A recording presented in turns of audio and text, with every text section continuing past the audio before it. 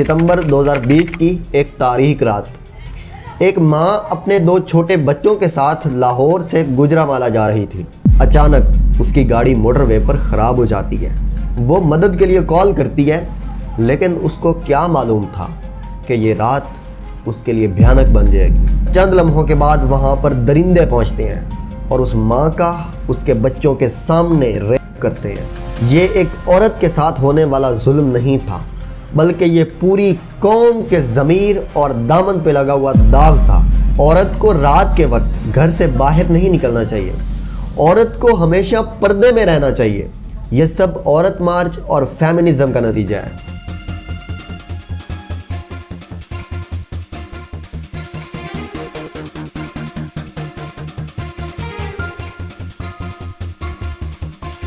यहाँ सवाल ये है कि क्या उस औरत का कसूर ये था कि वो अकेली रात के वक्त अपनी गाड़ी में सफ़र कर रही थी? क्या इज्जत सिर्फ मुजरिमों की होती है, मजलूमों की नहीं?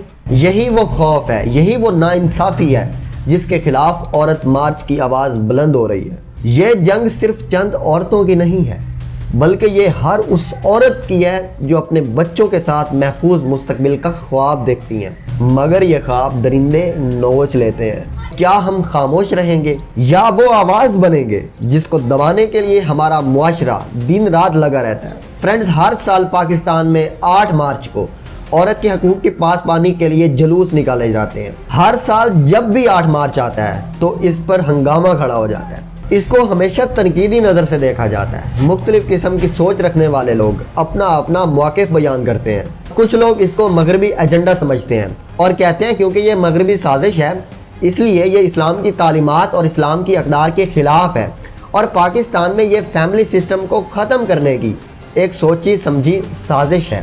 सबसे ज़्यादा औरत मार्च को उसमें बुलंद होने वाले स्लोगन्स की वजह से तनकीद का निशाना बनाया जाता है। अब दोस्तों, यहाँ पर यह सवाल उठता है कि क्या ये स्लोगन्स, क्या ये नारे एक वाकई निचले तबके की औरत के मसाइल की तर्जुमानी करते हैं? वो औरत जो सुबह 4 बजे उठती है, घर का सारा काम करती है, बच्चों को स्कूल के लिए तैयार करती है, उसके बाद उसके शौहर ने ऑफिस जाना होता है, उनको तैयार करती है, उसको खाना देती है, उसको ऑफिस भेजने के बाद वो खुद भी काम के लिए निकलती है। अगर उसने कहीं किसी ऑफिस में काम करना होता है तो वहाँ से वापस आकर वो मज़ीद घर का काम करती है। सबके सोने के बाद वो सोती है और नाउम्मीद होकर सो जाती है। ये है दोस्तों हर उस पाकिस्तानी निचले तबके की औरत की कहानी। अब यहाँ पर मेरा सवाल ये है कि क्या इस मुआशरे ने, क्या हमारे मुआशरे ने इस औरत को अपने हकूक़ की जंग लड़ने का मौका दिया है? क्या इस जालिम समाज ने उस औरत के चेहरे पर मायूसी के आसार को जाहिर करने का मौका दिया है? इस मुआशरे में एक लड़की का पैदा होना ही एक बहुत बड़ी आजमाइश होती है। पैदाइश से लेकर उसके मरने तक ये मुआशरा उसको जंजीरों में जकड़ कर रखता है। इसको हर मोड़ पर बेटे से कमतर समझा जाता है। इसके ख्वाबों को बेरुखी से कुचल दिया जाता है। इस पर मुआशरती पाबंदियां लगाई जाती हैं। जब वो अपने हकूक़ के लिए आवाज़ उठाती है तो उसको बदचलन, बद किरदार, बदतमीज़ जैसे अलकाबात से नवाजा जाता है।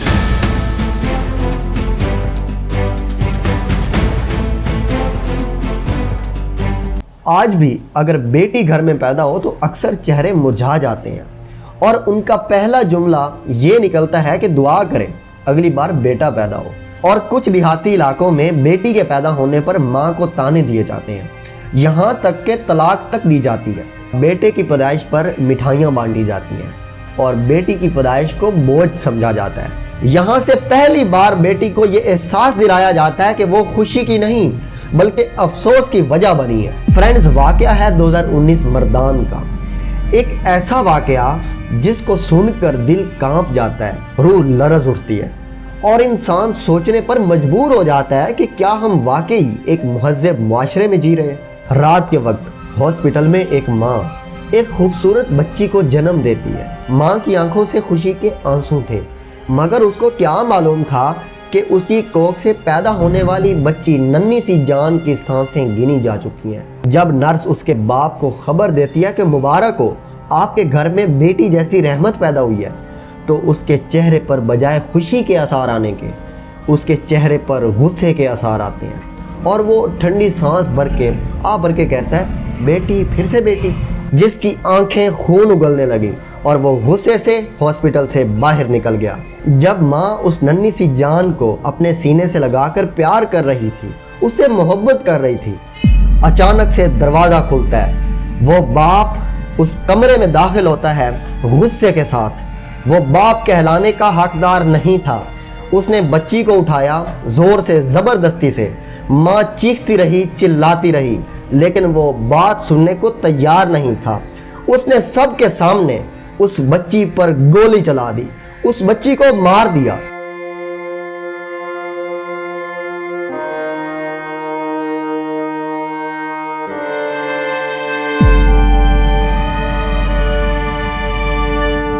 एक नन्ही सी कली जिसने अभी दुनिया को देखना था, वो बाप की बेरहमी का निशाना बन गई। कमरे में खून के छींटे बिखर गए।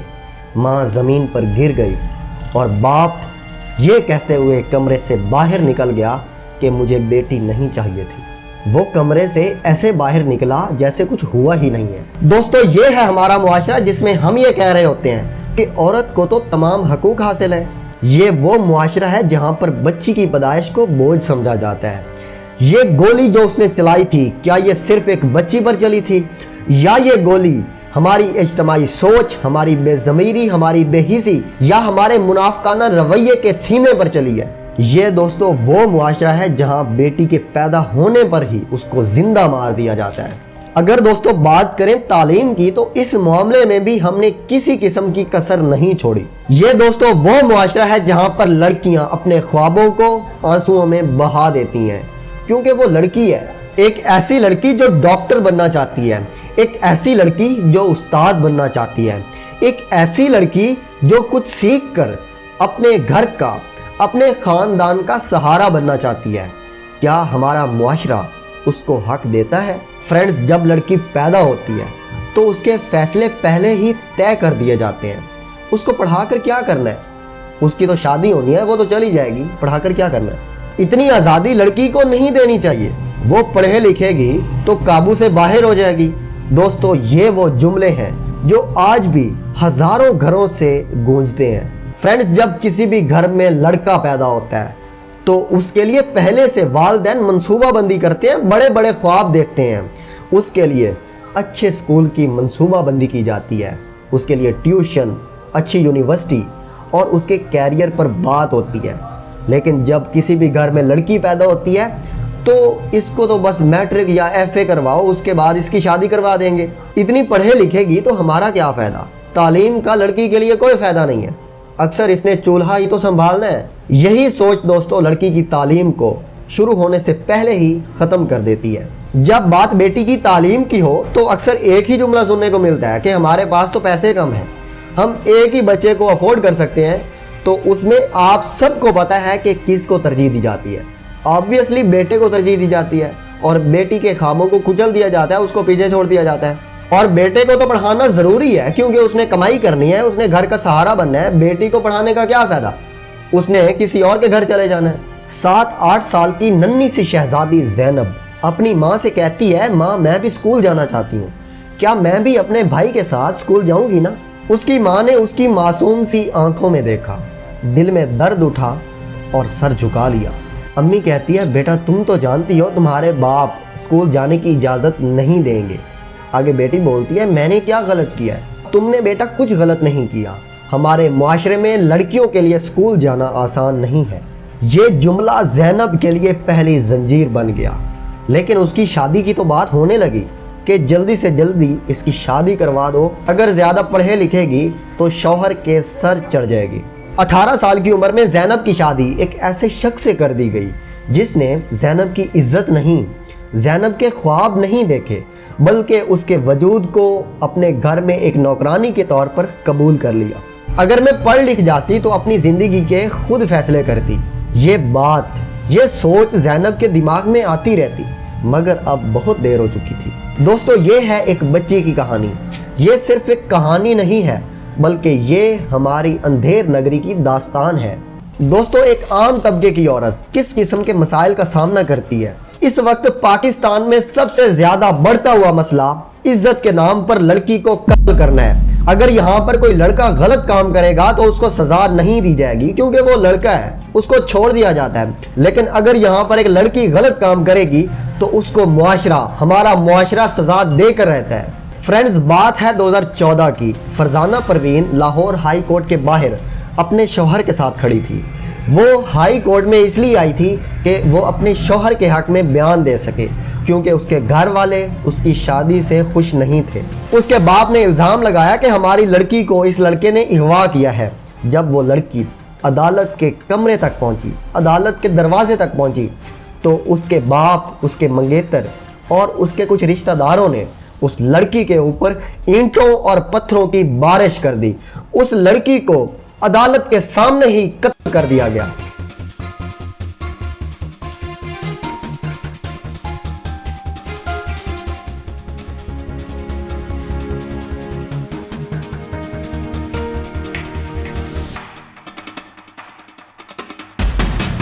उसको लोग देखते रहे मगर उसको बचाने की कोशिश किसी ने ना की।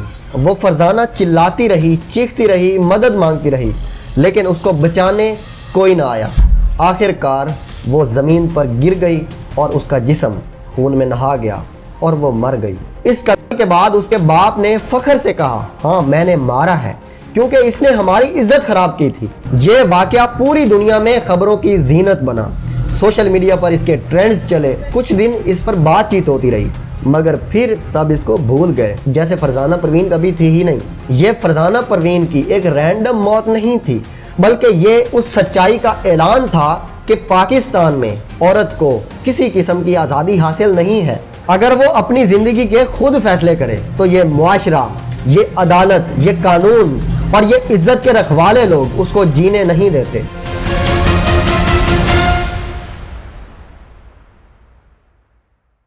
Human rights commission of Pakistan की रिपोर्ट के मुताबिक 2021 में 470 ऐसे केसेस रिपोर्ट किए गए जिसमें लड़की को सिर्फ और सिर्फ गैरत के नाम पर कत्ल किया गया, और ये शरह दिन ब दिन बढ़ती जा रही है। पाकिस्तान में सेक्सुअल हरासमेंट के केसेस बढ़ते जा रहे हैं। क्या वजह है कि मर्दों के अंदर दरिंदगी बढ़ती जा रही है? आपको मैं ले चलता हूँ आज़ादी के दिन, यानी कि 14 अगस्त 2021 को, जब पूरा मुल्क आज़ादी का जश्न मना रहा था। हज़ारों लोग जब मीनार पाकिस्तान पर आज़ादी का जश्न मना रहे थे तो वहाँ पर आयशा अकरम टिकटॉकर भी मौजूद थी। उसको 400 से ज़ायद मर्दों ने घेर लिया, उसके कपड़े फाड़े गए, उसको हवा में उछाला गया, उसके साथ बहुत ज़्यादा बेशर्मी का सलूक किया गया और कोई उसे बचाने नहीं आया। वो चीखती रही, मदद मांगती रही, लेकिन उस हजूम में से उसको कोई बचाने नहीं आया। लोग उसका तमाशा देखते रहे मगर उसकी मदद करने को कोई ना आया। ये सब कुछ 2 से 3 घंटे चलता रहा। अचानक से इसकी वीडियो सोशल मीडिया पर वायरल हो गई। पूरे मुल्क को इसको देखकर गुस्सा आया और इस पर बहस छिड़ गई। इसमें कुछ ने कहा कि ये औरत की हिफाजत की एक बदतरीन मिसाल है। इसमें कुछ ने मौक़िफ़ दिया कि इस तरह औरत को अवामी मकामात पर नहीं जाना चाहिए। कुछ लोगों ने तो ये कहा कि ये तो आयशा अकरम का ही कसूर है। ये टिकटॉकर्स तो फेम लेने के लिए लोगों के साथ खुद वीडियोस बनाती हैं क्योंकि वो मशहूर हो सके। ये कहना कि औरत को अवामी मकामात पर नहीं जाना चाहिए, ये तो बात सरासर गलत है, गैर मुनसिफाना और विक्टिम ब्लेमिंग की बदतरीन मिसाल है। अगर औरत को मीनारे पाकिस्तान पर दिन दिहाड़े हरासा किया गया तो इसमें औरत का कसूर नहीं है भाई, इसमें मर्दों का भी कसूर है जो औरत को सिर्फ और सिर्फ ऑब्जेक्ट की नज़र से देखते हैं। क्या अवामी मकामात पर जाने का मतलब ये है कि औरत अगर वहां जाएगी तो उसके साथ बदसलूकी की जाएगी? और मुझे ये बताएं कि ये आप कहां से साबित कर सकते हैं कि मर्द अवामी मकामात पर जा सकते हैं, उनको आज़ादी हासिल है, औरत क्यों नहीं जा सकती? जुर्म को रोकने के लिए मुजरिम पर पाबंदी लगाना है, ना कि मजलूम पर। असल मसला औरत का बाहर जाना नहीं बल्कि मर्दों की जहनीयत का है। अगर हमने मर्दों की जहनीयत को ना बदला तो कल को किसी की भी माँ, बेटी, बहन इस दरिंदगी का शिकार हो सकती है। हमारे मर्दों को यह सीखना होगा कि औरत जिस हाल में भी हो उसकी इज्जत करना, उसकी रेस्पेक्ट करना ज़रूरी है। चाहे वो किसी भी पेशे से ताल्लुक़ रखती हो, उसको इंसान समझना ज़रूरी है। उसको ऑब्जेक्ट की नज़र से नहीं देखना चाहिए, उसको इंसान की नज़र से देखना चाहिए। इसी तरह एक और दिल दहला देने वाला वाक़या सामने आया। मैं बात कर रहा हूँ ज़ैनब की, जो छोटी सी 7 साल की बच्ची थी। इस बच्ची को पंजाब में ज़्यादती का निशाना बनाया गया और इसको कत्ल कर दिया गया। ये महज एक नहीं था बल्कि ये हमारे मुआशरे में पाई जाने वाली औरत के खिलाफ घिनौनी जहनीयत की अक्कासी करता है। और ये मर्दों के मुंह पर एक जोरदार थप्पड़ है। एक मासूम सी बच्ची, एक हंसी खेलती बच्ची जैनब, जो अपने वालिदैन के साथ रहती थी, 4 जनवरी 2018 को वो अपने घर से निकली। उसके बाद वो कभी घर वापस नहीं आई। जैनब की लाश 9 जनवरी को कचरे के ढेर से मिली। उसके बाद उसका पोस्टमार्टम हुआ। पोस्टमार्टम रिपोर्ट में ये सामने आया कि उस बच्ची को ज्यादती का निशाना बनाया गया था। ज्यादती के बाद उसको कर दिया गया था। इस वाकया से यह जाहिर होता है कि बहुत से मर्द हमारी सोसाइटी में औरत को अपनी हवेस की तस्कीन का एक जरिया समझते हैं। एक मासूम सी बच्ची जैनब को भी मासूम सी नजर से नहीं देखा गया, बल्कि उसको हवस की नजर से देखा गया। उस मासूम सी बच्ची का कातिल इमरान, उसको 17 अक्टूबर 2018 में फांसी तो दे दी गई। लेकिन सवाल यह है कि पाकिस्तान में उसके बाद बच्चों और बच्चियों के खिलाफ होने वाले इस तरह के इंसिडेंट्स कम हुए? क्या हर मुजरिम को इस तरह इतनी जल्दी सजा मिली? क्या अब पाकिस्तान में हर बच्ची, हर औरत महफूज है? अनफॉर्चुनेटली ऐसा नहीं हुआ। जैनब के बाद भी कई बच्चियां इस दरिंदगी का शिकार हुई। इसका मतलब ये मसला सिर्फ एक मुजरिम का नहीं, बल्कि ये पूरी एक गंदी जहनीत का है जो हमारे मुआशरे में औरत के खिलाफ पाई जाती है। हमें ये जहनीत बदलनी होगी कि औरत एक कमजोर जिस्म है। जब तक ये सोच हमारे अंदर रहेगी तो औरत हमारे मुआशरे में कभी भी महफूज नहीं हो सकती।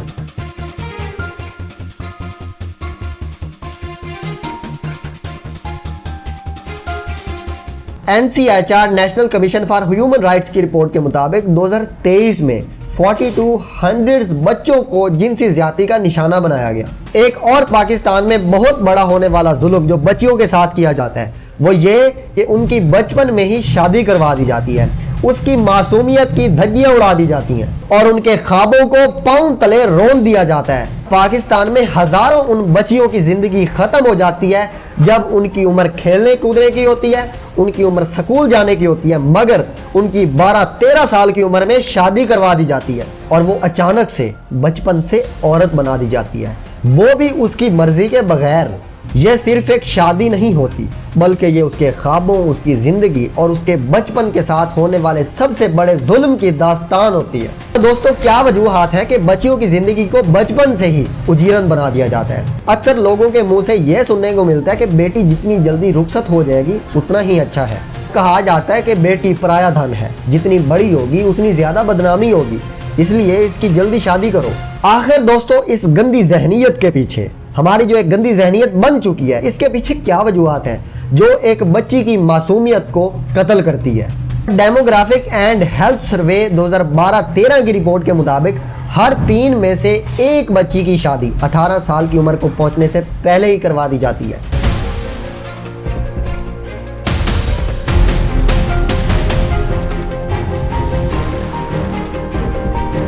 अब सवाल ये पैदा होता है कि आखिर ये जुल्म कब खत्म होगा कि ये लड़की बोझ है या वो भी एक इंसान है? क्या उसको कोई ख्वाब देखने का हक नहीं है?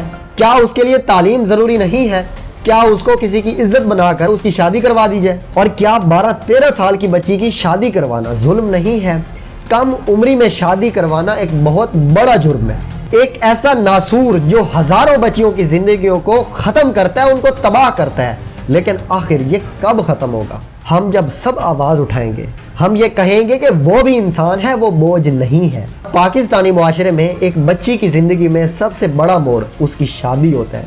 ये शादी उसके लिए खुशी नहीं, बल्कि तकलीफ, दुख और परेशानियों का आगाज होता है। एक ऐसी लड़की जो अपने बाप के घर में पलती बढ़ती है और शादी के बाद उसको जिम्मेदारी बना दिया जाता है। एक ऐसी जिम्मेदारी जिसको हर हाल में उसने पूरा करना होता है, चाहे उसकी उसमें जान ही क्यों ना चली जाए। यह जुल्म सिर्फ एक दिन का नहीं होता, बल्कि ये रोजाना की बुनियाद पर उसकी रूह को अंदर ही अंदर से मारता है। एक घुटी हुई, एक मरती हुई जिंदगी का आगाज शादी के बाद। इस बच्ची के साथ सबसे बड़ा जुल्म ये कहना कि अब आप हमारी बेटी नहीं हो, अब तुम किसी और की इज्जत हो, अब तुम्हें ससुराल के घर में ही रहना है, चाहे कुछ भी हो जाए, तुम्हें चुप रहना है, तुम्हें खामोश रहना है और माँ बाप के घर वापस आने का तुमने नाम नहीं लेना। अब तुम्हारी इज्जत शौहर के घर से है। ये वो पहला लम्हा होता है शादी के बाद, जब औरत को एहसास होता है कि वो किसी के लिए भी अहम नहीं है। इवन उसके वालिदैन भी उसको कुर्बानी और सब्र का दर्स देते हैं। शादी के बाद ही औरत को समझ आ जाता है कि वो एक प्रॉपर्टी है, वो एक मलकियत है, वो किसी के लिए अहम नहीं है। शौहर जो चाहे उसके साथ कर सकता है, अगर शौहर चीखे चिल्लाए तो बीवी खामोश रहे, अगर शौहर मारे तो बीवी खामोश रहे, अगर शौहर जबरदस्ती करे तो उसकी जबरदस्ती को बीवी ने बर्दाश्त करना है। तुम तो औरत हो, तुम्हें तो बर्दाश्त करना है। और फिर उसको ताने दिए जाते हैं कि तुम अपने साथ क्या लेकर आई हो। और पाकिस्तान में शादी एक रिश्ता नहीं होता, बल्कि ये एक सौदा होता है कि तुम अपने साथ जहेज कितना लेकर आई हो, तुम अपने साथ सोना कितना लेकर आई हो, इसके साथ सामान कितना आया है, तुम्हारे माँ बाप ने हमें दिया ही क्या है, तुम साथ लेकर ही क्या आई हो। अगर कुछ नहीं लेकर आई तो कम अज कम अपनी जुबान बंद रखो। अगर लड़की अपने साथ जहेज कम लेकर आए तो उसकी जिंदगी को जहन्नम बना दिया जाता है। हर रोज उसको ताने दिए जाते हैं कि तुम अपने साथ सामान लेकर काम आई हो। और कई केसेस में तो ये होता है कि बच्ची ये ताने बर्दाश्त नहीं कर सकती और खुदकुशी कर लेती है, या ससुराल वाले उसको इतने ताने देते हैं कि वो अंदर से ही खुद को कत्ल कर देती है। यह है दोस्तों एक आम पाकिस्तानी हजारों औरतों की जिंदगी। ये औरतें मार खाती हैं मगर चुप रहती हैं। ये मोहब्बत की भूखी होती है मगर इनको नफरत के सिवा कुछ नहीं मिलता। ये दुनिया के सामने मुस्कुराती हैं मगर ये अंदर से मर चुकी होती हैं। कभी खुदकुशी कर लेती हैं तो कभी घरेलू हादसा कहकर इनको मार दिया जाता है।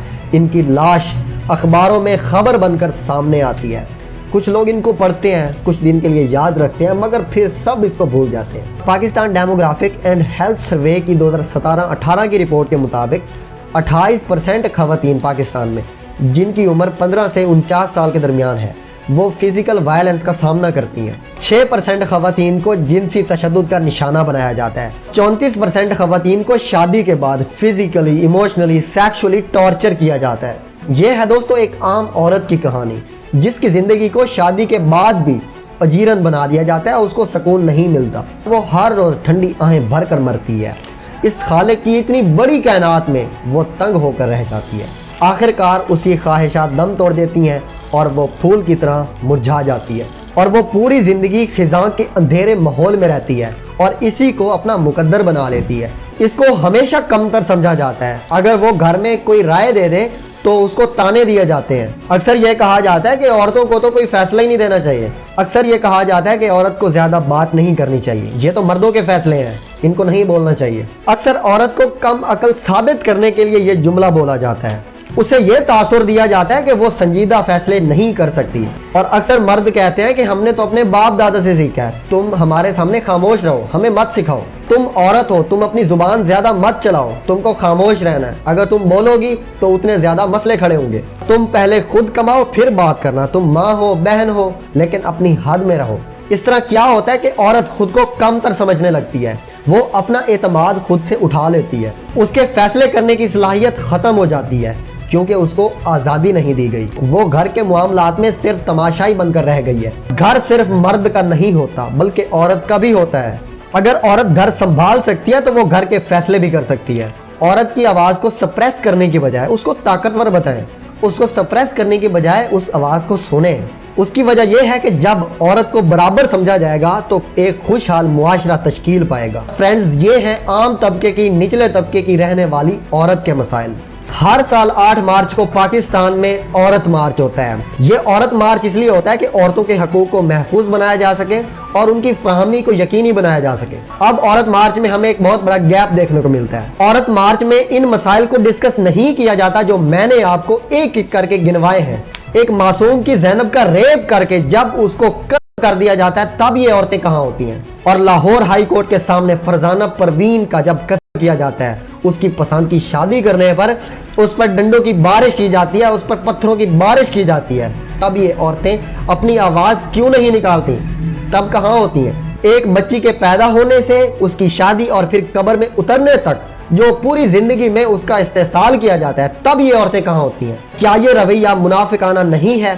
क्या औरत मार्च का मकसद औरत के साथ होने वाली नाइंसाफ़ी, उनके साथ होने वाले इस्तेसाल के खिलाफ आवाज़ उठाना नहीं है?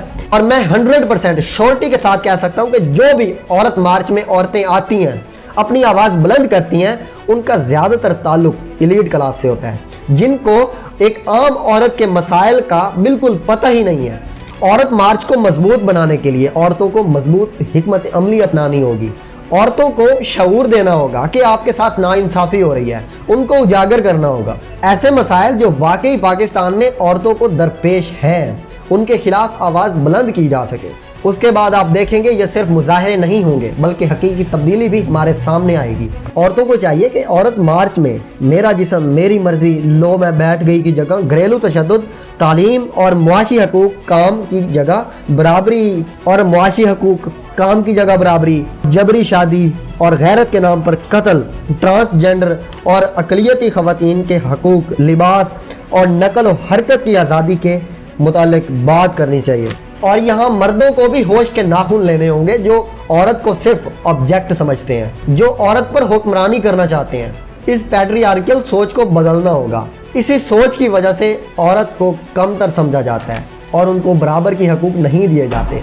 इसी वजह से औरत मार्च को भी टारगेट किया जाता है, उसको भी तनकीद का निशाना बनाया जाता है, क्योंकि ये लोग समझते हैं कि ये उनकी अक़दार के खिलाफ है। हमें अपनी सोच को बदलना होगा, औरत को ऑब्जेक्ट समझने के बजाय इंसान का दर्जा देना होगा, तब ही हम अपने मुआशरे को जन्नत बना सकेंगे। आखिर में सवाल ये नहीं है कि औरत को आज़ादी मिलनी चाहिए या नहीं, सवाल ये है कि औरत आखिर ऐसे मुआशरे में कब तक रहेगी जहां आधी आबादी को सांस लेने के लिए भी इजाज़त दरकार हो। ये औरत मार्च सिर्फ एक दिन की तहरीक नहीं है, बल्कि ये वो तहरीक है जब जब भी औरतों के खिलाफ नाइंसाफ़ी हुई। ये वो हर लम्हे के खिलाफ तहरीक है जब औरत को सप्रेस किया गया, उसके ख्वाबों को तोड़ा गया और उसकी आज़ादी पर सवालात उठाए गए। अगर आप ये कह रहे हैं कि ये मसाइल हमारे नहीं हैं तो आप अपने आप को धोखा दे रहे हैं, क्योंकि जब किसी एक का मसला होता है ना, वो सब का मसला होता है। अब सवाल ये है कि क्या हम एक खामोश तमाशाई बने रहेंगे या इसके खिलाफ आवाज़ भी उठाएंगे। फैसला आपका है कि आपको खामोश रहना है या आवाज़ उठानी है। तारीख हमेशा आवाज़ उठाने वालों को याद रखती है, खामोश रहने वालों को याद नहीं रखती। Thank you.